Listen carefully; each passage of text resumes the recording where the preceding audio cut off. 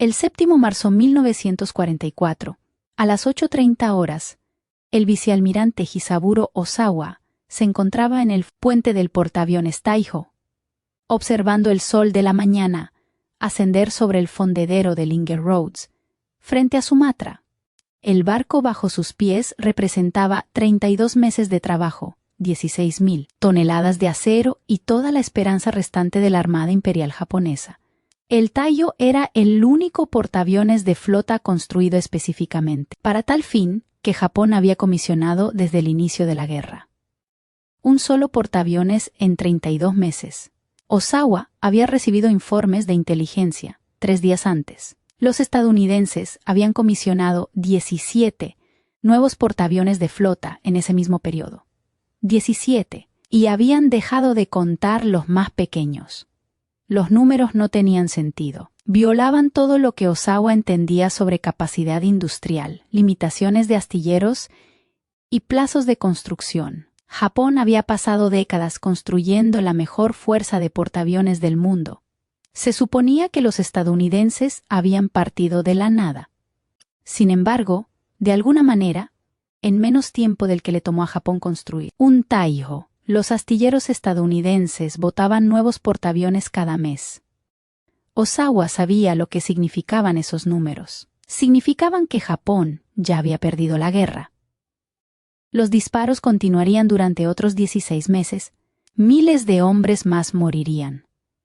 Pero el resultado fue decidido por las matemáticas, el acero y las antorchas de soldadura en astilleros a 7.000 millas de distancia. La pregunta que mantenía a Osawa despierto por la noche era simple: ¿cómo lo hicieron? Japón entró en la guerra con la fuerza de portaaviones más poderosa jamás reunida. 6 portaaviones de flota, 2 portaaviones ligeros, todos modernos, todos probados en combate. La flota estadounidense del Pacífico tenía 4 portaaviones. Japón tenía superioridad numérica, superioridad táctica y 2 décadas de desarrollo de doctrina de portaaviones. La Armada japonesa había estado construyendo portaaviones desde 1922. Entendían las operaciones de portaaviones mejor que cualquier otra armada en el mundo. Sus pilotos eran los mejor entrenados. Sus aeronaves habían sido probadas en combate. Sus tácticas fueron refinadas a través de años de guerra en China. Los portaaviones estadounidenses no habían sido probados. Los pilotos estadounidenses eran inexpertos. La doctrina estadounidense era teórica. Sobre el papel, Japón debería haber dominado la guerra de portaaviones durante años. Pero el papel miente. Para diciembre de 1941, Japón sabía que se enfrentaba a un problema fundamental. Estados Unidos tenía una capacidad industrial 10 veces mayor que la de Japón. Producción de acero en bruto, capacidad de astilleros, fabricación de máquinas herramienta. Todo favorecía a Estados Unidos por proporciones que parecían imposibles de superar. El almirante Isoroku Yamamoto entendía esto mejor que nadie en el alto mando japonés. Había servido como agregado naval en Washington. Había visto fábricas estadounidenses, astilleros estadounidenses, infraestructura industrial estadounidense.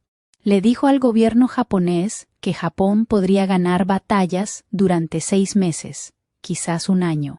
Después de eso, el poder industrial estadounidense abrumaría cualquier cosa que Japón pudiera producir. El gobierno lo ignoró. Creían que el espíritu podía superar al acero. Creían que la brillantez táctica podía vencer la superioridad numérica. Creían que la cultura guerrera de Japón les daba una ventaja que las fábricas no podían igualar. Se equivocaron. El primer portaaviones que Japón perdió fue el Shōjo, hundido el 7 de mayo de 1942 durante la batalla del March del Coral. Se hundió después de recibir 13 impactos de bomba y 7 torpedos de aeronaves de portaaviones estadounidenses. El Shōjo era un portaaviones ligero de 11.000 toneladas, convertido de un buque nodriza de submarinos. Transportaba 30 aeronaves. Su pérdida fue significativa, pero no catastrófica. Un mes después, Japón perdió 4 portaaviones de flota en un solo día en Midway.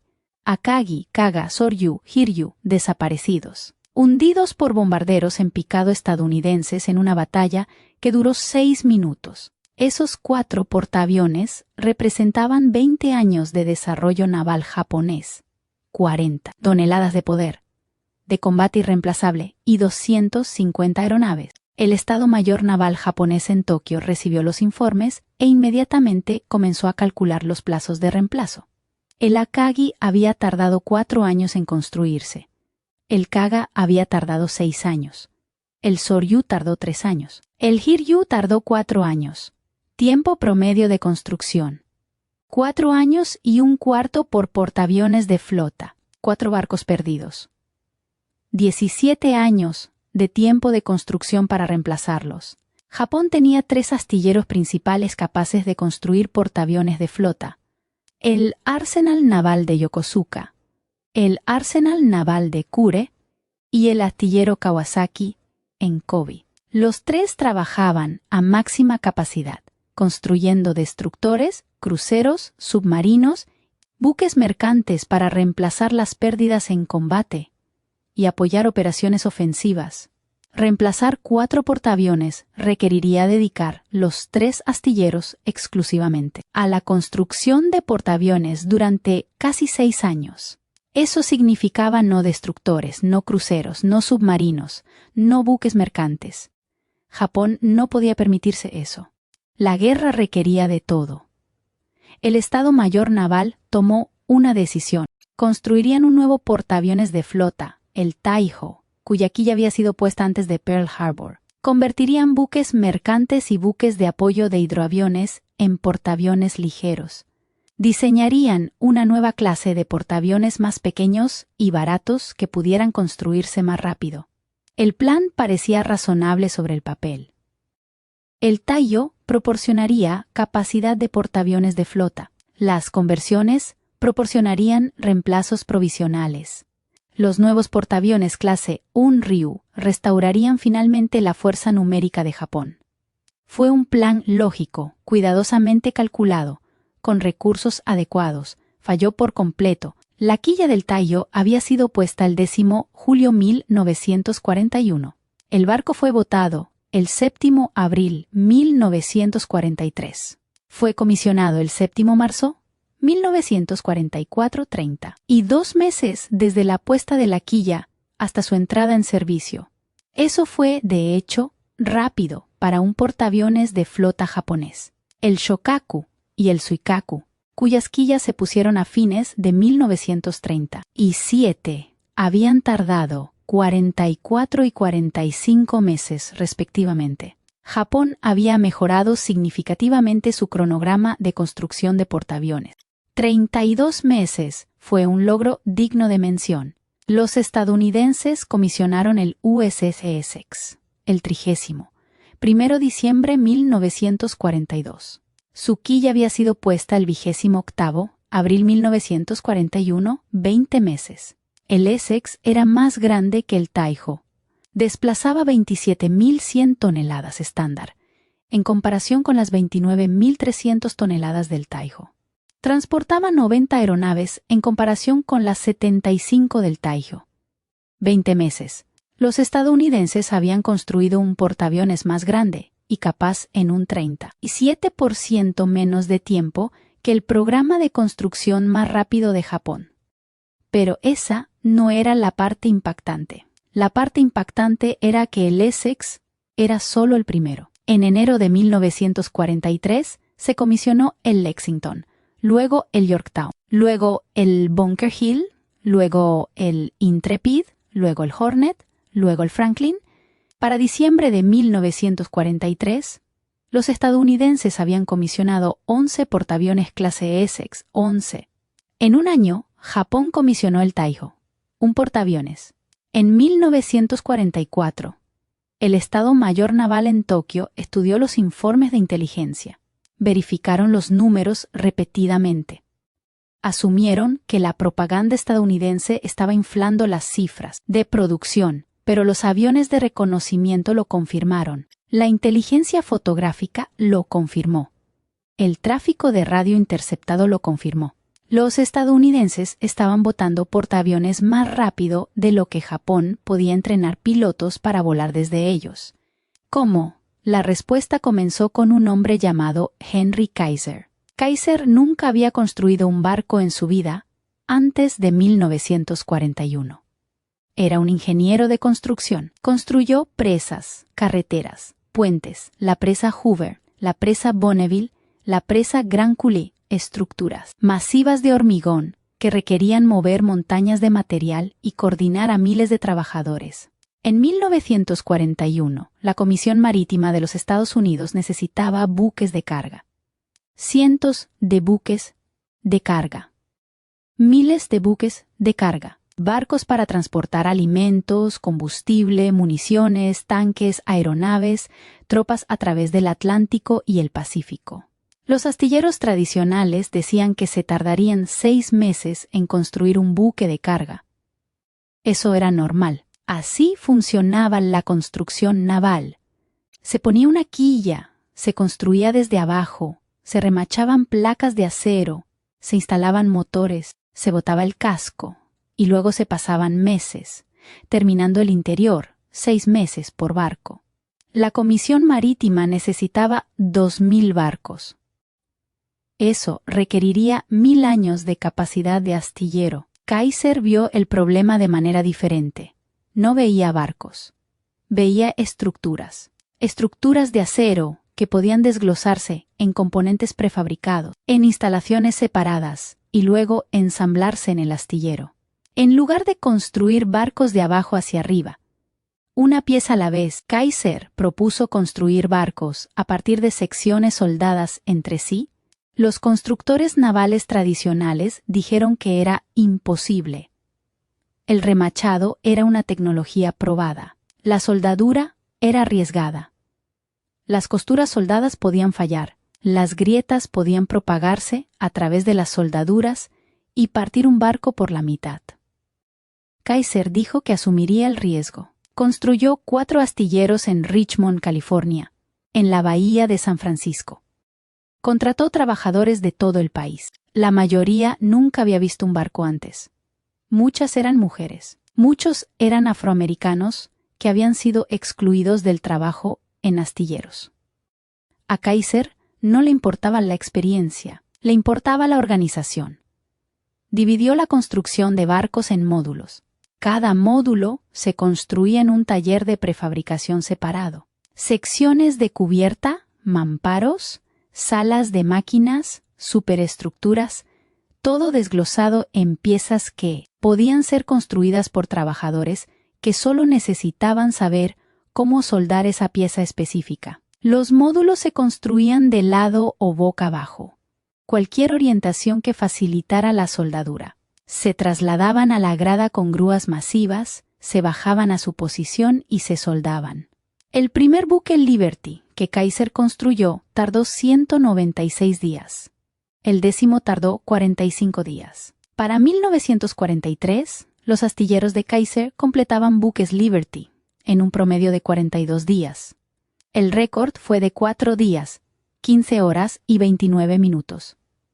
El SS Robert E. Peary, construido en noviembre de 1942 como un truco publicitario para demostrar lo que era posible. 4 días para construir un barco. Los constructores navales tradicionales habían dicho 6 meses. La técnica funcionó para los buques de carga. Podría funcionar para los portaaviones. Kaiser propuso convertir sus métodos a la producción de portaaviones de escolta.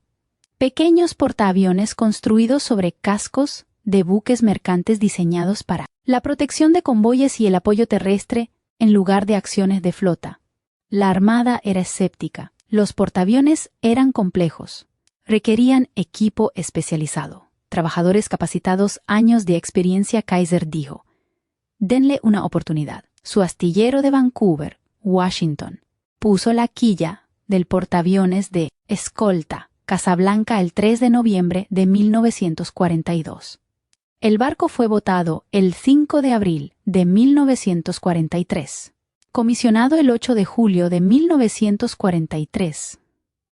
8 meses desde la quilla hasta su entrada en servicio. La Armada quería 50 portaaviones de escolta. Kaiser entregó 50 portaaviones en 14 meses, un portaaviones cada 8 días. El Estado Mayor Naval japonés en Tokio recibió estos informes y asumió que eran errores. Un portaaviones cada 8 días era físicamente imposible. Violaba todos los principios de la construcción naval, pero los informes seguían llegando y fueron confirmados por encuentros de combate. A fines de 1943, las fuerzas de tarea de portaaviones estadounidenses aparecían en el Pacífico con números que no tenían sentido táctico. 12 portaaviones, 15 portaaviones, 18 portaaviones en una sola fuerza de tarea. La fuerza total de portaaviones de Japón era de 6 barcos. Los estadounidenses estaban desplegando fuerzas de tarea más grandes que toda la flota de portaaviones de Japón. ¿De dónde venían estos barcos? Y no solo los portaaviones de escolta de Kaiser. Los portaaviones de flota, clase Essex, llegaban en fuerza de escuadrón. El secreto era la misma técnica de prefabricación aplicada a la construcción de portaaviones de flota. Newport News Shipbuilding, en Virginia, había estado construyendo portaaviones desde la década de 1930. Conocían la construcción de portaaviones. Sabían que tomaba años. Pero aprendieron de los métodos de Kaiser para buques de carga. Comenzaron a prefabricar componentes de portaaviones, secciones de casco, cubiertas de hangar, cubiertas de vuelo, superestructuras de isla, todo, construido en talleres separados, luego trasladado a la grada para el ensamblaje final. Reemplazaron el remachado por la soldadura siempre que fue posible. La soldadura era más rápida, requería mano de obra menos calificada, creaba estructuras más ligeras. Estandarizaron los diseños. Cada portaaviones clase Essex utilizaba los mismos planos, los mismos componentes, el mismo equipo. Los trabajadores aprendieron a construir un módulo, luego construyeron docenas de módulos idénticos. Agilizaron las secuencias de construcción. En lugar de esperar a que una sección se completara antes de comenzar la siguiente, se construyeron múltiples secciones simultáneamente en diferentes ubicaciones, y luego se unieron. El USS Franklin, construido en Newport News, fue puesto en quilla el 7 de diciembre de 1942. Votado el 14 de octubre de 1943. Comisionado el 31 enero 1944. 13 meses desde la quilla hasta su entrada en servicio. Eso ni siquiera fue el récord. Varios portaaviones clase Essex se completaron en 14 a 16 meses. El promedio fue de 18 meses. El Taiyo de Japón tardó 32 meses. Los astilleros estadounidenses estaban construyendo portaaviones de flota, el doble de rápido que los astilleros japoneses, y estaban construyendo más del doble de ellos. Para cuando el Taiyo fue comisionado en marzo de 1944, los estadounidenses tenían 17 portaaviones clase Essex en servicio o en construcción, 17 a 1. La proporción era peor si se incluían los portaaviones ligeros y los portaaviones de escolta. América operaba más de 100 portaaviones de todos los tipos. Para mediados de 1944, Japón tenía 9. La Armada japonesa intentó adaptarse. Ordenaron 14 portaaviones clase Anryu. Estos eran más pequeños que el Taiyo, más sencillos de construir, diseñados para la producción en masa. La clase Onryu se basaba en el diseño preguerra del Hiryu, modernizado pero utilizando tecnología probada y componentes estándar. Desplazaban 17.150 toneladas, transportaban 65 aeronaves, podían alcanzar los 34 nudos. Se suponía que eran la respuesta de Japón a la clase Essex. Se completaron 3: Onryu, Amagi, Katsuragi. El Onryu fue comisionado el 6 de agosto de 1944. El Amagi el 10 de agosto de 1944. El Katsuragi el 15 de octubre de 1944. 3 portaaviones comisionados en 10 semanas. Parecía un progreso. Japón estaba acelerando la producción de portaaviones, excepto que los estadounidenses comisionaron 9 portaaviones clase Essex en el mismo periodo de 10 semanas. Los japoneses no pudieron ponerse al día. Cada vez que aceleraban la producción, los estadounidenses aceleraban más rápido. Peor aún, Japón se estaba quedando sin recursos. Construir un portaaviones requiere acero, mucho acero. Un portaaviones clase Essex contenía aproximadamente 27.000 toneladas de chapa de acero, acero estructural, blindaje. Estados Unidos produjo 60 millones de toneladas de acero en 1940 y 80 millones de toneladas en 1944. Japón produjo 8 millones de toneladas en 1940. 6 millones de toneladas en 1944. La industria siderúrgica estadounidense estaba produciendo 10 veces más acero que la capacidad industrial total de Japón. Esa brecha de acero se propagó por todos los aspectos de la construcción naval. Los astilleros estadounidenses tenían acero. Podían construir cascos, blindajes, maquinaria, todo lo que necesitaban. Si una sección estaba dañada o mal construida, la desechaban y construían una nueva. Los astilleros japoneses racionaban el acero. Cada placa era preciosa. Los errores tenían que ser reparados, no reemplazados. La construcción se ralentizó porque los trabajadores dedicaban tiempo a reparar errores en lugar de avanzar. Los astilleros estadounidenses tenían máquinas herramienta, tornos, taladros de columna, fresadoras. Todo moderno, todo motorizado, capaz de realizar trabajos de precisión a alta velocidad. Los astilleros japoneses racionaban las máquinas herramienta. Muchas eran viejas, estaban gastadas, se averiaban. Las piezas de repuesto eran escasas. La producción se ralentizó porque la maquinaria fallaba y los trabajadores esperaban las reparaciones. Los astilleros estadounidenses tenían equipos de soldadura, miles de estaciones de soldadura, antorchas de oxiacetileno, soldadoras de arco eléctrico, todo estandarizado, todo mantenido. Los astilleros japoneses racionaban los equipos de soldadura. Muchos astilleros aún dependían del remachado, porque carecían de suficiente capacidad de soldadura. La brecha se extendió a los trabajadores capacitados. Los astilleros estadounidenses empleaban a 2 millones de trabajadores para 1943. Muchos eran nuevos en la construcción naval, pero fueron capacitados rápidamente, utilizando métodos estandarizados y tareas repetitivas sencillas. Solo los astilleros Richmond de Kaiser emplearon a 90.000 trabajadores en el pico de producción. Eso era más trabajadores que los 3 astilleros navales principales de Japón combinados. La fuerza laboral de Richmond no se parecía en nada a las tripulaciones tradicionales de astilleros. El 40% eran mujeres. Muchas nunca habían tenido trabajos industriales antes. Eran esposas de granjeros del Medio Oeste, maestras de pueblos rurales, oficinistas de ciudades de toda América. Aprendieron a soldar en 2 semanas de capacitación. Aprendieron a operar grúas en 3 días. Aprendieron a leer planos en 1 semana. Los constructores navales tradicionales decían que estos trabajadores no podían construir barcos de calidad. Carecían de los años de experiencia necesarios para el trabajo de metales de precisión, pero el sistema de prefabricación de Kaiser no requería años de experiencia. Requería trabajadores que pudieran realizar una tarea específica de forma repetitiva y precisa. Un soldador en los astilleros de Richmond no necesitaba entender la arquitectura naval. Necesitaba saber cómo soldar un tipo específico de costura en un tipo específico de unión. Los planos le indicaban dónde las plantillas y los dispositivos mantenían todo en posición. Se movía de una pieza a la siguiente, soldando uniones idénticas docenas de veces por turno. La repetición creó experiencia. Después de 1 mes, los trabajadores se volvieron rápidos. Después de 2 meses, se volvieron precisos. Después de 3 meses, podían trabajar más rápido que los maestros constructores navales tradicionales que habían pasado años aprendiendo su oficio.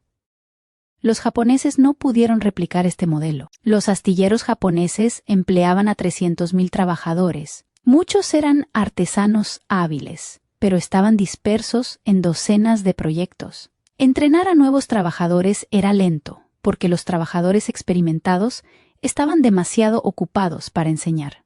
Más críticamente, la cultura industrial japonesa enfatizaba la artesanía sobre la estandarización. Un hábil ajustador naval japonés se enorgullecía de ajustar a medida cada pieza, realizando pequeños ajustes para asegurar una alineación perfecta. Ese enfoque producía barcos hermosos, pero era lento. Los trabajadores estadounidenses no ajustaban nada a medida.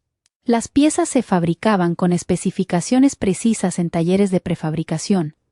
O encajaban o no. Si una pieza no encajaba, se rechazaba y se hacía una nueva. Ese enfoque producía barcos funcionales rápidamente. La diferencia de filosofía reflejaba la diferencia en la capacidad industrial. Japón tenía acero limitado, máquinas herramientas limitadas, trabajadores limitados. Cada pieza tenía que ser utilizada. El desperdicio era inaceptable. El ajuste a medida aseguraba que nada se desperdiciara. América tenía abundante acero, abundantes máquinas herramientas, abundantes trabajadores. Si una pieza estaba mal, hacían otra. La velocidad importaba más que la perfección. Ambos enfoques tenían mérito, pero en tiempos de guerra la velocidad ganó. Los estadounidenses tenían suficientes trabajadores para poder especializarse.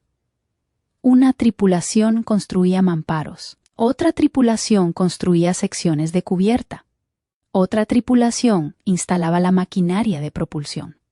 La especialización aumentó la velocidad. Los astilleros japoneses necesitaban trabajadores que pudieran hacer de todo. Los ajustadores navales tenían que encajar cascos, instalar maquinaria, operar sistemas eléctricos. Los generalistas eran flexibles pero más lentos. Newport News Shipbuilding, el astillero que construyó la mayoría de los portaaviones clase Essex, desarrolló áreas de ensamblaje especializadas para diferentes componentes de portaaviones. Un edificio de 500 pies de largo estaba dedicado por completo a la fabricación de secciones de cubierta de vuelo.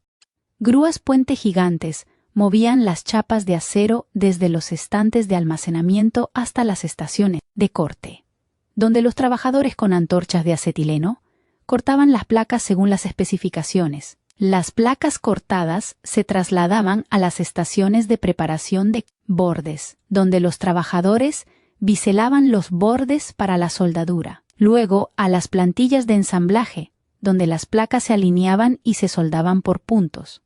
Finalmente, a las estaciones de soldadura, donde equipos de soldadores completaban las soldaduras permanentes trabajando en secuencia.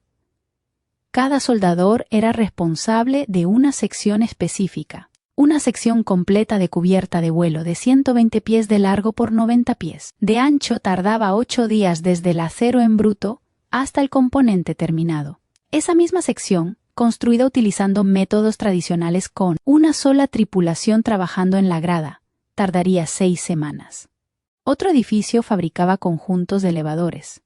Los elevadores de portaaviones eran mecanismos complejos de propulsión hidráulica, capaces de levantar aeronaves 30 toneladas desde la cubierta del hangar hasta la cubierta de vuelo en 30 segundos. Los astilleros tradicionales instalaban los elevadores pieza por pieza en el casco del portaaviones. Era un trabajo difícil en espacios reducidos, que requería una alineación precisa y pruebas extensivas. Newport News construyó conjuntos completos de elevadores en un taller dedicado. El conjunto se probó, ajustó y verificó antes de llegar al barco. Cuando llegó el momento de la instalación, las grúas levantaron el elevador completo a su posición. La conexión a los sistemas hidráulicos tomó días en lugar de semanas. Los sistemas de propulsión recibieron un tratamiento similar. Cada portaaviones clase Essex necesitaba 4 juegos de turbinas, 8 calderas, engranajes reductores, ejes de hélice y miles de pies de tuberías de vapor. Instalar esta maquinaria tradicionalmente tomaba meses.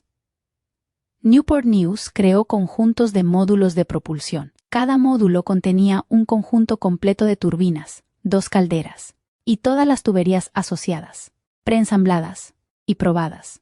Los módulos se construyeron en una instalación separada, completamente equipada con instrumentación y controles. Se probaron con conexiones de vapor temporales para verificar el rendimiento. Cuando el casco del portaaviones estuvo listo, las grúas levantaron todo el módulo de propulsión al espacio de maquinaria. Los trabajadores conectaron las líneas de vapor, los cables eléctricos y los sistemas de control. La instalación completa tomó 3 semanas en lugar de 3 meses. Este enfoque modular se extendió a todo. Los sistemas de radar fueron preensamblados y probados. Mástiles de radar completos con antenas, transmisores, receptores y fuentes de alimentación se construyeron en talleres de electrónica y luego se instalaron como unidades. Los alojamientos de la tripulación fueron prefabricados. Compartimentos de literas con camas, taquillas, iluminación y ventilación se ensamblaron en talleres especializados y luego se elevaron a su posición en el casco. Incluso los artículos pequeños fueron estandarizados. Cada escotilla era idéntica. Cada puerta, cada escalera, cada conducto de ventilación, todo construido según especificaciones estándar que encajaban en aberturas estándar. Los trabajadores no medían, cortaban y ajustaban cada pieza individualmente. Tomaban componentes prefabricados del almacenamiento, los atornillaban o soldaban en su lugar y pasaban a la siguiente tarea. El resultado fueron portaaviones que pasaron de la puesta de quilla al lanzamiento en 6 a 8 meses, y luego pasaron otros 6 a 8 meses en equipamiento y pruebas antes de la puesta en servicio. Tiempo total de 14 a 16 meses, desde el inicio hasta el portaaviones operativo. Japón no pudo igualar esto porque carecía de 3 elementos críticos. Primero, carecían de la infraestructura industrial para una verdadera producción en masa. La prefabricación requería fábricas que pudieran producir miles de componentes idénticos con tolerancias de precisión. La industria estadounidense tenía esa infraestructura por décadas de fabricación de automóviles, fabricación de electrodomésticos y producción de bienes de consumo. Las fábricas estaban diseñadas en torno a líneas de ensamblaje, piezas estandarizadas y componentes intercambiables. La industria japonesa tenía una experiencia limitada con la producción en masa. La mayoría de la fabricación estaba orientada al trabajo a medida a pequeña escala. Las piezas de precisión provenían de talleres de maquinaria especializados, no de líneas de ensamblaje. Intentar replicar los métodos de prefabricación estadounidenses habría requerido construir fábricas completamente nuevas, capacitar a fuerzas laborales completamente nuevas y desarrollar cadenas de suministro completamente nuevas. Japón no tenía tiempo, recursos ni experiencia para esa transformación. Segundo, carecían de la capacidad de materias primas. La prefabricación es derrochadora. Cortas más acero del que necesitas. Haces piezas que no encajan y tienen que ser desechadas. Acumulas componentes en exceso para asegurarte de que nunca te quedes sin ellos. Cuando los astilleros Richmond de Kaiser construyeron un buque Liberty, pidieron un 15% más de acero del que el barco requería. El acero extra cubría desperdicios, errores, piezas rechazadas y reservas de inventario. Ese enfoque funcionó cuando el acero era abundante. Falló cuando el acero era escaso. Japón no podía permitirse un 15% de desperdicio. Cada tonelada de chapa de acero era preciosa. El desperdicio tenía que minimizarse. Eso significaba ajustes a medida. Eso significaba un trabajo más lento. Eso significaba tiempos de construcción más largos. Tercero, carecían de la infraestructura de transporte. La prefabricación estadounidense funcionaba porque los componentes podían fabricarse en cualquier parte del país y enviarse a los astilleros por ferrocarril. Una sección de mamparo construida en Pensilvania podía estar en un vagón plataforma hacia Newport News en 24 horas. 2 días después, estaba siendo soldada en el casco de un portaaviones. La red ferroviaria de Japón era limitada. La mayoría de los componentes pesados se movían por transporte marítimo costero. Ese transporte estaba bajo constante ataque de los submarinos estadounidenses.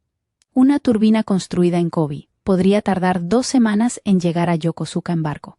Si el transporte era hundido, lo cual sucedía regularmente, la turbina se perdía y había que construir un reemplazo. Las vulnerabilidades de la cadena de suministro paralizaron la construcción naval japonesa más severamente que cualquier otro factor individual.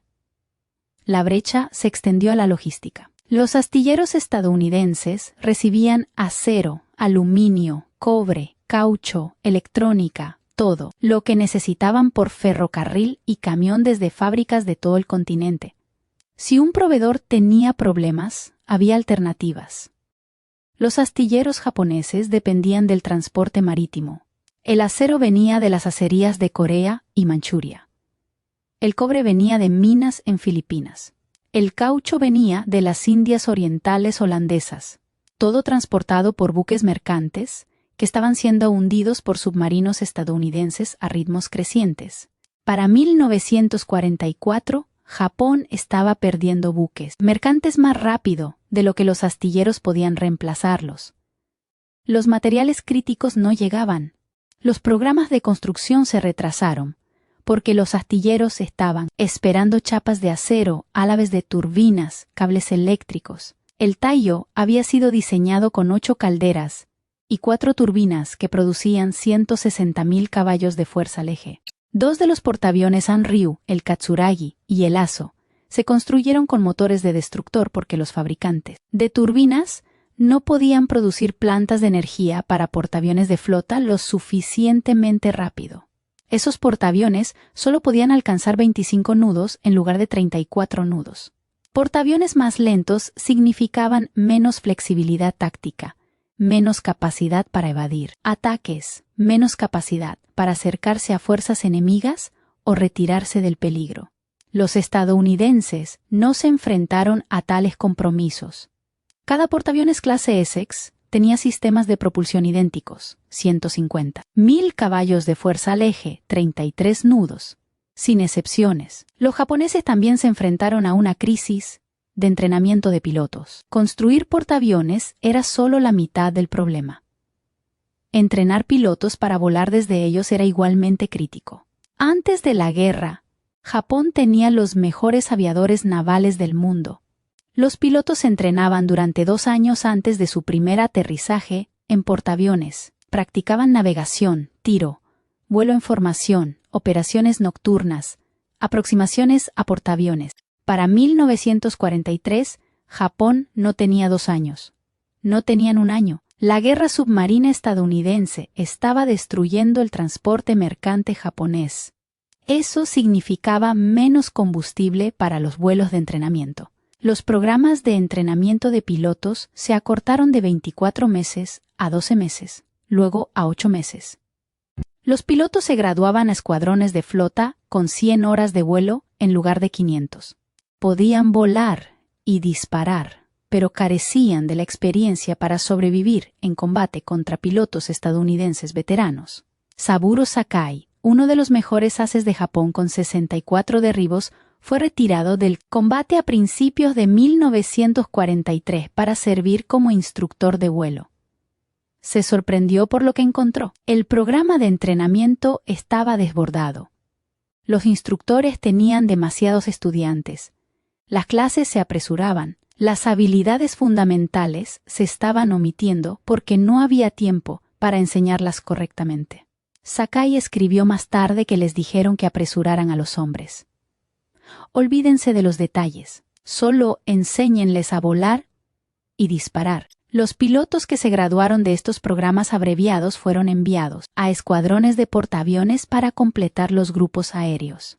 Eran valientes, dedicados, dispuestos a morir por su país, pero no estaban listos. En la batalla del March de Filipinas, en junio de 1944, los japoneses enviaron 450 aeronaves de portaaviones contra las fuerzas de tarea estadounidenses. Los cazas estadounidenses derribaron 300 de ellos. Los estadounidenses lo llamaron la Gran Cacería de Patos de las Marianas. La batalla demostró todo lo que estaba mal en las operaciones de portaaviones japonesas. En 1944, Japón comprometió 9 portaaviones en la batalla.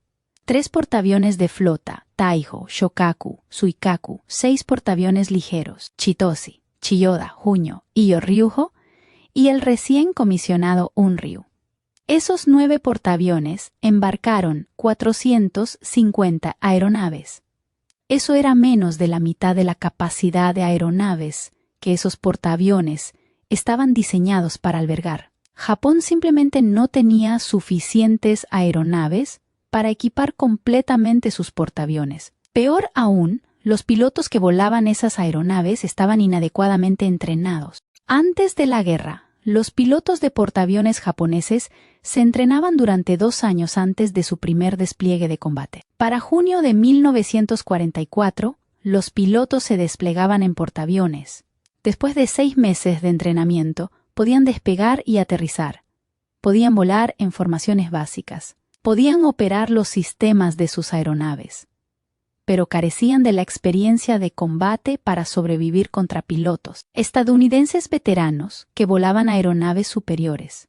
La Fuerza de Tarea 58 estadounidense, comandada por el almirante Mark Mitchell, desplegó 15 portaaviones, 7 portaaviones de flota clase Essex y 8 portaaviones ligeros. Esos portaaviones embarcaron 956 aeronaves, más del doble del total japonés, y esas aeronaves estadounidenses eran superiores a sus contrapartes japonesas. El caza F-6, F Hellcat, tenía una velocidad máxima de 380 millas por hora en comparación con las 340 millas por hora del A6M0. El Hellcat podía picar a 450 millas por hora sin fallo estructural. La velocidad máxima de picado del Zero era de 360 millas por hora. El Hellcat estaba blindado. Blindaje del piloto, tanques de combustible autosellantes, capó del motor blindado. Podía absorber un tremendo daño de batalla y seguir volando. El Zero no tenía blindaje. Una sola ráfaga de ametralladora a través del tanque de combustible lo encendería. Las bajas de pilotos eran catastróficas porque no tenían protección.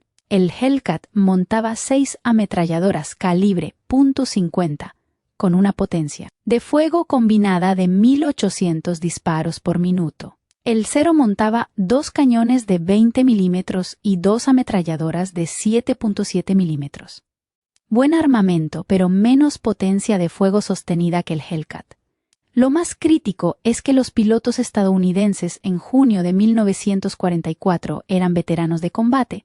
El piloto de caza estadounidense promedio en la Fuerza de Tarea 58 tenía 200 horas de vuelo de combate. Muchos tenían 300 horas o más. Habían luchado en Tarawa, Truk, Hollandia y docenas de enfrentamientos menores. Conocían las capacidades de sus aeronaves. Sabían cómo explotar las ventajas del Hellcat. Sabían cómo luchar contra los Zeros y ganar.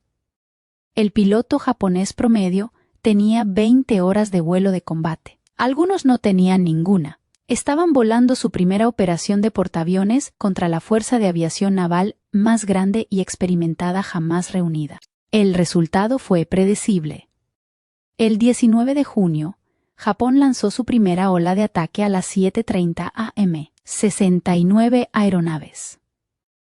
El radar estadounidense los detectó a 150 millas. Los directores de caza dirigieron 40 Hellcats para interceptar.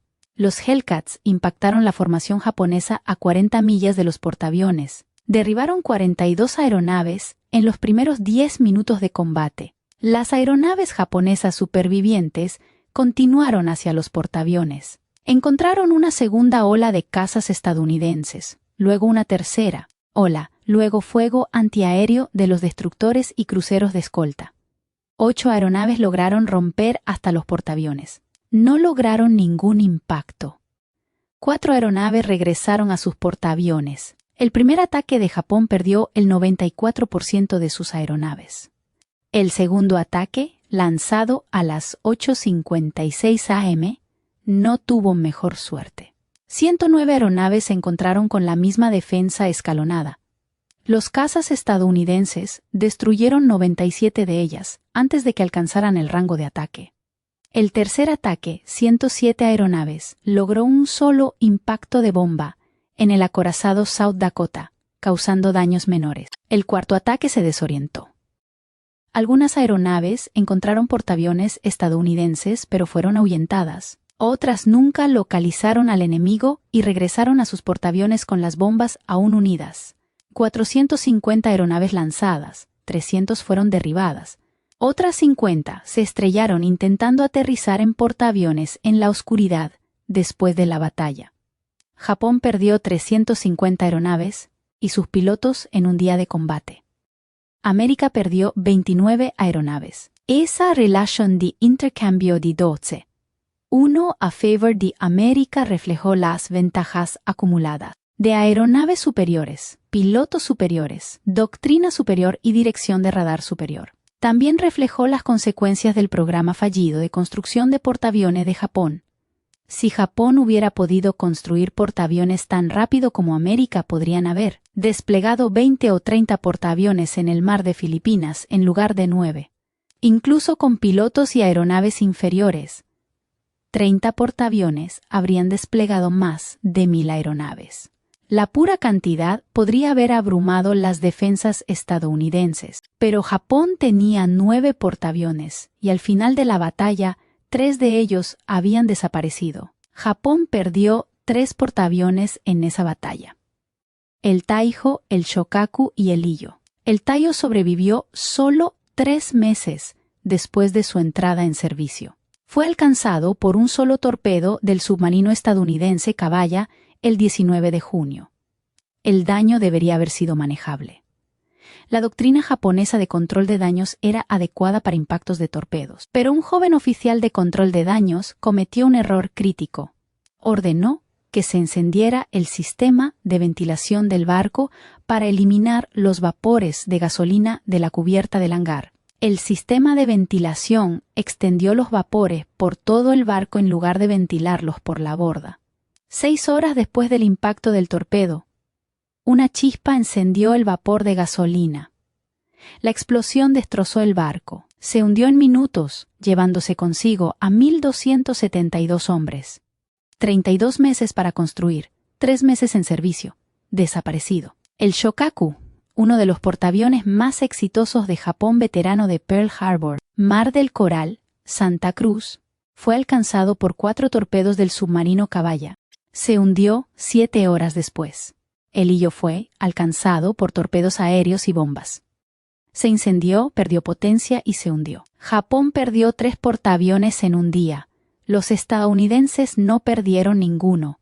A fines de 1944, la fuerza de portaaviones de Japón estaba efectivamente acabada. En la batalla del Golfo de Leyte en octubre, los japoneses comprometieron sus portaaviones restantes como fuerza de señuelo. 4 portaaviones con casi ninguna aeronave a bordo navegaron hacia el norte para alejar a los portaaviones estadounidenses del área principal de batalla. El plan funcionó. Las aeronaves de portaaviones estadounidenses atacaron la fuerza de señuelo, hundieron los 4 portaaviones, pero el sacrificio no logró nada. Los portaaviones de escolta estadounidenses en el Golfo del Leyte, sin embargo, repelieron a la flota de superficie japonesa. La operación de señuelo le costó a Japón sus últimos portaaviones sin ninguna ganancia estratégica. El Suikaku, el último de los 6 portaaviones que atacaron Pearl Harbor, se hundió el 25 octubre 1944. Había sobrevivido 3 años de combate. Fue hundido porque Japón ya no tenía suficientes aeronaves ni pilotos para defenderlo. Para noviembre de 1944, Japón no tenía portaaviones de flota operativos. América tenía 28. La ventaja industrial estadounidense no eran solo números, era sistémica. Cuando un portaaviones clase Essex era dañado en combate, navegaba a un astillero naval para reparaciones. Las reparaciones se completaban en semanas o meses utilizando secciones de reemplazo, prefabricadas, piezas estandarizadas y enormes instalaciones de reparación. El USS Franklin fue alcanzado por 2 bombas el 19 marzo 1945 mientras operaba frente a la costa japonesa. Las bombas penetraron la cubierta de vuelo y explotaron en el hangar, desencadenando explosiones secundarias de aeronaves abastecidas de combustible y armadas. Los incendios ardieron durante horas. 87 hombres murieron. El barco estaba a la deriva e inoperable, escorado, ardiendo con polvorines, amenazando con explotar. Cualquier otra armada habría abandonado el barco. El Franklin estaba claramente perdido, pero los equipos de control de daños estadounidenses combatieron los incendios, estabilizaron la escora, hicieron funcionar los motores. El Franklin navegó a Pearl Harbor por su propia potencia a 14 nudos. Desde Pearl Harbor, transitó al astillero naval de Brooklyn para 2 reparaciones. El barco llegó a Brooklyn el 28 de abril de 1945. La guerra terminó antes de que pudiera volver al servicio, pero sobrevivió. Ese nivel de control de daños era imposible para Japón. Los portaaviones japoneses, alcanzados por ataques importantes, usualmente se hundían o eran echados a pique. Japón carecía de las instalaciones de reparación, las piezas de repuesto, los equipos entrenados de control de daños para salvar barcos gravemente dañados. La diferencia entre la capacidad industrial estadounidense y japonesa se manifestó en cada aspecto de las operaciones de portaaviones. Los portaaviones estadounidenses tenían radar. El radar de búsqueda aérea tipo SK podía detectar aeronaves entrantes a 90 millas. El radar de determinación de altura tipo SM podía determinar la altitud. Los directores de caza utilizaban el radar para dirigir interceptores hacia los ataques entrantes antes de que llegaran a la flota. Los portaaviones japoneses tenían radar limitado. Los modelos tempranos podían detectar aeronaves a 30 millas bajo condiciones ideales. Las operaciones nocturnas y el mal tiempo degradaban significativamente el rendimiento. Los directores de caza japoneses dependían de la observación visual y los informes de radio de los buques piquete. Los portaaviones estadounidenses tenían proyectiles antiaéreos con espoleta de proximidad. La espoleta BT utilizaba un radar en miniatura para detectar aeronaves cercanas y detonar el proyectil automáticamente.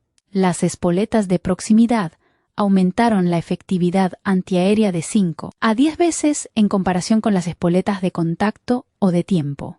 Los portaaviones japoneses usaban espoletas de contacto y de tiempo. Los proyectiles tenían que golpear el objetivo directamente o ser cronometrados para explotar a la altitud correcta. Ambos métodos eran mucho menos efectivos que las espoletas de proximidad. Los portaaviones estadounidenses tenían mejores aeronaves.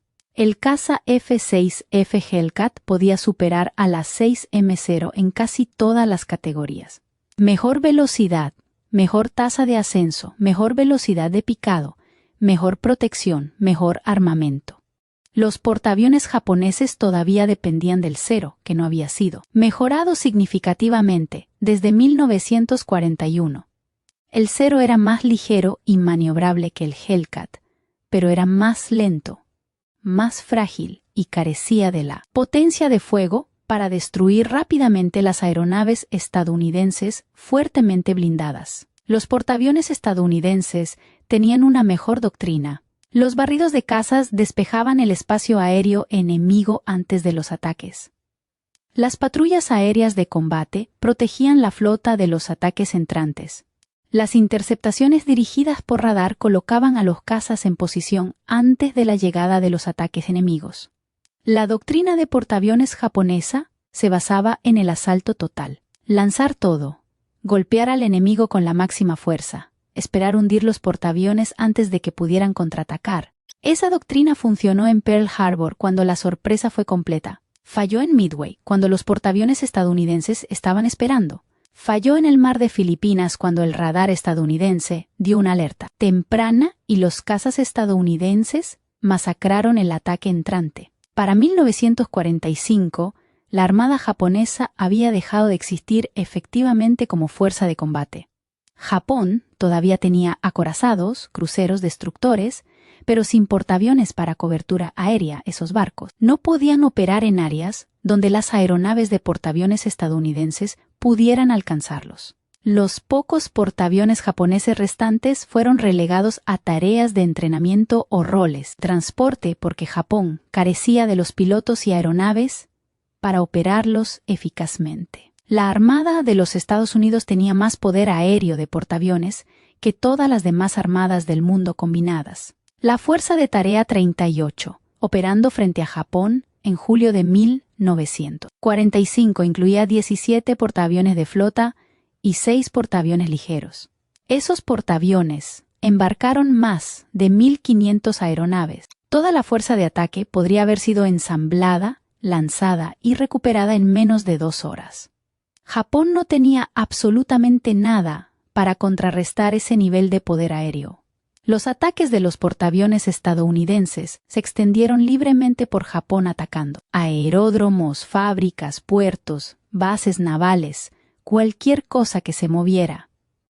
Las defensas aéreas japonesas fueron abrumadas. Los cazas japoneses fueron superados en número 10-1 o 20-1.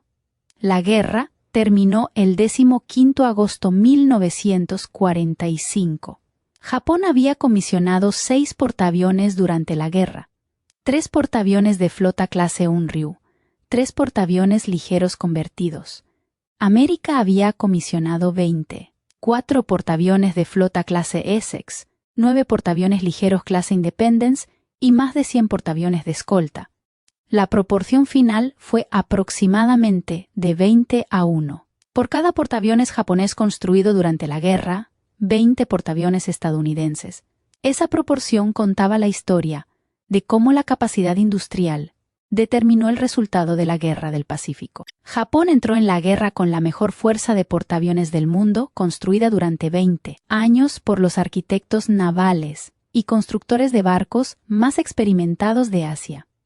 América entró en la guerra con una fuerza de portaaviones no probada, construida por astilleros que tuvieron que aprender la construcción de portaaviones sobre la marcha. Pero América tenía algo que Japón no podía igualar: capacidad industrial, materias primas, innovación tecnológica, la capacidad de aprender, adaptarse y escalar la producción a niveles que parecían imposibles. Las lecciones de la carrera de construcción de portaaviones se extendieron mucho más allá de la Segunda Guerra Mundial. La capacidad industrial importa más que la brillantez táctica. Japón tenía una mejor doctrina de portaaviones en 1941. Mejores pilotos, mejores aeronaves, mejor experiencia operativa. Ganaron todas las batallas durante los primeros 6 meses. Pero las ventajas tácticas se erosionan. Los pilotos mueren. Las aeronaves se vuelven obsoletas. La doctrina evoluciona. Las ventajas industriales se acumulan. Cada nuevo portaaviones que América construyó facilitó la construcción del siguiente. Cada trabajador capacitado hizo que capacitar al siguiente trabajador fuera más rápido. Cada componente estandarizado hizo que la cadena de suministro fuera más eficiente. Para mediados de 1943, la construcción de portaaviones estadounidense se había convertido en un sistema que se autorreforzaba. Los astilleros estaban completando portaaviones más rápido de lo que podían entrenar tripulaciones para ellos. Japón nunca logró ese impulso. Cada portaaviones que construyeron consumía recursos necesarios para el siguiente. Cada trabajador entrenado restaba tiempo a la producción. Cada componente estandarizado requería reequipar fábricas que ya estaban sobrecargadas. La brecha se amplió exponencialmente. A principios de 1942, Japón tenía 8 portaaviones operativos. América tenía 3. Para mediados de 1943, Japón tenía 6 portaaviones operativos. América tenía 14. Para mediados de 1944, Japón tenía 7 portaaviones operativos. América tenía 32. Para principios de 1945, Japón tenía 0 portaaviones operativos. América tenía 39. La progresión no fue lineal, fue geométrica. La fuerza de portaaviones estadounidense se duplicó, luego se triplicó, luego se cuadruplicó, mientras que la fuerza japonesa disminuyó. Ese patrón se repitió en cada categoría de construcción naval. Japón construyó 6 portaaviones de flota durante la guerra. América construyó 24 portaaviones clase Essex. Japón construyó 3 portaaviones ligeros durante la guerra. América construyó 9 portaaviones ligeros clase Independence. Japón no completó ningún portaaviones de escolta durante la guerra. América completó 77 portaaviones de escolta. Clase Casablanca más docenas de otros tipos de portaaviones de escolta. Construcción total de portaaviones. Japón produjo 9 portaaviones durante 3 años y medio de guerra. América produjo 110 portaaviones en el mismo periodo. La proporción fue aproximadamente de 12 portaaviones estadounidenses por cada portaaviones japonés. Pero incluso esa proporción subestima la brecha real. Los portaaviones estadounidenses eran más grandes. Transportaban más aeronaves. Tenían mejor radar, mejores defensas antiaéreas, mejor control de daños, mejor todo. Un portaaviones clase Essex podía operar 90 aeronaves. Un portaaviones clase Unryu podía operar 65 aeronaves. Un portaaviones clase Essex podía alcanzar 33 nudos. Algunos portaaviones japoneses equipados con motores de destructor de emergencia apenas podían alcanzar 25 nudos. Un portaaviones clase Essex tenía una cobertura de radar completa. Los portaaviones japoneses tenían un radar limitado que a menudo fallaba en momentos críticos. Así, la ventaja numérica de 12-1 se tradujo en aproximadamente 20-1 en capacidad de combate real. El valor de poder de combate de 20 portaaviones estadounidenses por cada portaaviones japonés. Ese nivel de superioridad hizo que el combate naval en el Pacífico fuera unilateral después de mediados de 1944. Las fuerzas de superficie japonesas no podían operar dentro del alcance de los portaaviones estadounidenses sin ser destruidas. Las bases japonesas no podían funcionar dentro del alcance de los portaaviones estadounidenses sin ser neutralizadas. Las líneas de suministro japonesas no podían funcionar dentro del alcance de los portaaviones estadounidenses sin ser cortadas. La Guerra del Pacífico se convirtió en una guerra de la aviación de portaaviones estadounidense bombardeando a Japón hasta someterlo, mientras las fuerzas japonesas observaban impotentes desde detrás de perímetros defensivos que se encogían a diario. Para julio de 1945, las fuerzas de tarea de portaaviones estadounidenses operaban frente a la costa japonesa con impunidad. Lanzaron ataques de miles de aeronaves contra ciudades japonesas. Las defensas aéreas japonesas fueron abrumadas. Los cazas japoneses fueron superados en número 50-1. La guerra terminó no por las bombas atómicas, aunque éstas proporcionaron una excusa conveniente para que los líderes japoneses se rindieran. La guerra terminó porque Japón no tenía capacidad militar restante para resistir. La aviación de portaaviones destruyó esa capacidad y la producción de portaaviones creó la aviación de portaaviones que ganó la guerra. Henry Kaiser, el constructor de presas que no sabía nada de barcos, revolucionó la construcción naval aplicando técnicas de producción en masa. Newport News Shipbuilding, el constructor tradicional de portaaviones, aprendió de Kaiser y redujo los tiempos de construcción a la mitad. Los trabajadores de los astilleros de Richmond, muchas de ellas mujeres que nunca habían sostenido una llave inglesa, antes de 1942, construyeron portaaviones en meses que deberían haber tardado años. Juntos, construyeron una flota que abrumó a Japón mediante la pura potencia industrial. Los japoneses entendieron demasiado tarde que habían perdido la guerra en el momento en que la comenzaron. El almirante Yamamoto les había advertido.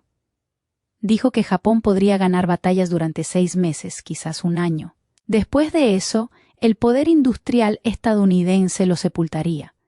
Tenía razón, pero incluso Yamamoto subestimó la rapidez con que se movilizaría la industria estadounidense. Pensó que a América le tomaría 2 años construir portaaviones de reemplazo para las pérdidas en Pearl Harbor y el Mar del Coral. Le tomó 9 meses. Pensó que la producción de portaaviones estadounidense alcanzaría un máximo de 8 a 10 portaaviones por año. América produjo 18 portaaviones solo en 1943. Pensó que a los pilotos estadounidenses les tomaría años desarrollar las habilidades para igualar a los aviadores japoneses.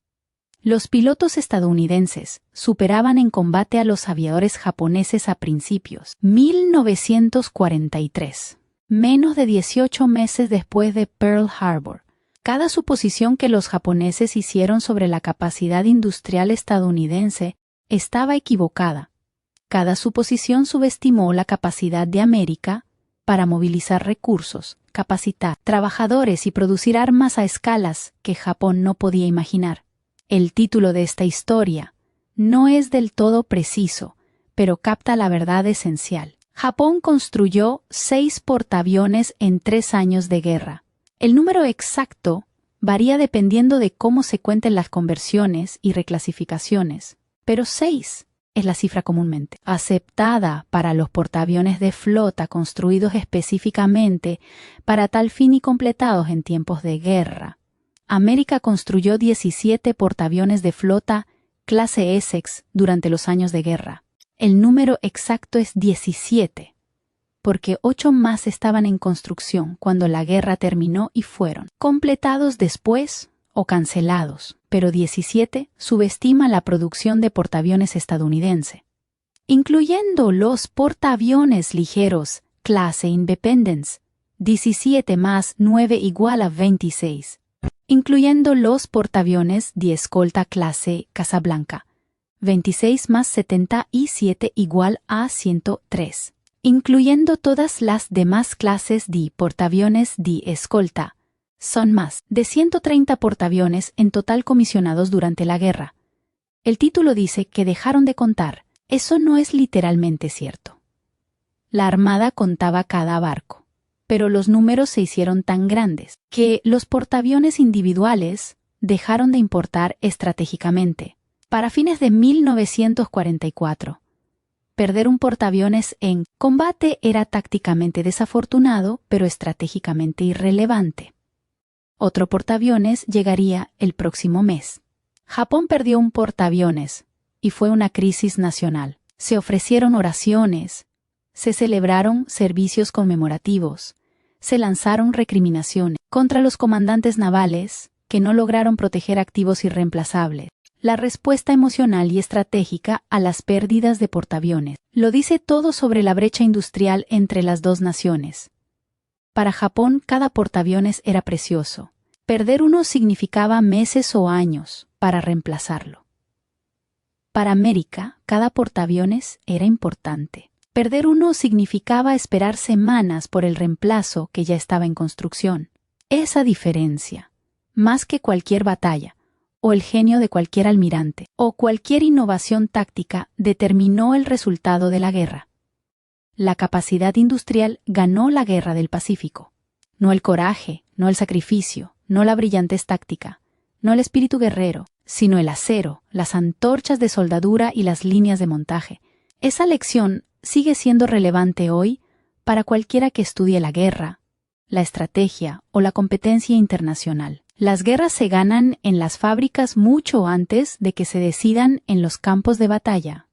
Los japoneses entendieron lo que estaba sucediendo. El vicealmirante Osawa, de pie en el puente del Taiho en marzo de 1944, conocía los números. Sabía que Japón había perdido.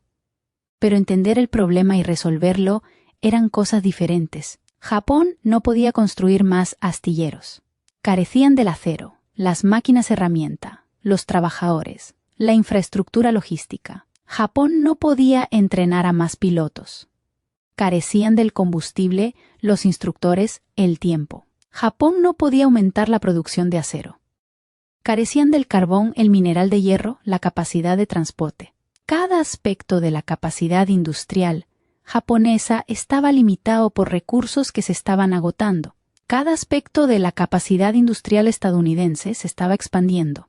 Para 1945, los astilleros estadounidenses estaban botando portaaviones que no necesitaban.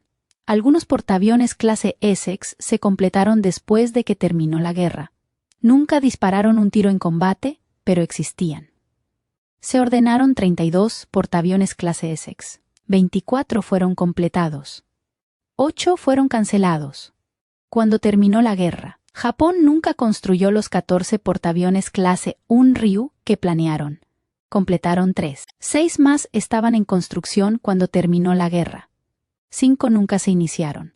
La brecha entre la capacidad estadounidense y la capacidad japonesa no era pequeña. Era absoluta. La guerra del Pacífico se decidió en los astilleros, no en las batallas. Las batallas determinaron cuándo terminó la guerra. Los astilleros determinaron quién ganaría. Y los astilleros estadounidenses, con sus técnicas de prefabricación, sus innovaciones en soldadura, sus diseños estandarizados, sus ejércitos, trabajadores que nunca antes habían construido barcos, aplastaron el poder naval de Japón mediante la pura producción industrial. El título no estaba equivocado. Los japoneses construyeron 6 portaaviones en 3 años de guerra. Los estadounidenses construyeron 17 portaaviones de flota, clase Essex. Dejaron de contar los portaaviones de escolta después de 100, y aún les quedaba capacidad de astilleros para construir buques, mercantes, lanchas de desembarco y buques Liberty por miles. Esa disparidad, más que cualquier batalla, cualquier estrategia, cualquier innovación táctica, determinó el resultado de la guerra en el Pacífico. Si encontró esta historia convincente, por favor tómese un momento para darle me gusta a este video. Nos ayuda a compartir más historias olvidadas de la Segunda Guerra Mundial. Suscríbase para mantenerse conectado con estas historias. Cada una importa. Cada una merece ser recordada. Nos encantaría saber de usted. Deje un comentario a continuación diciéndonos desde dónde nos está viendo. Nuestra comunidad abarca continentes. Desde veteranos hasta entusiastas de la historia, usted es parte de algo especial aquí. Gracias por ver y gracias por mantener vivas estas historias.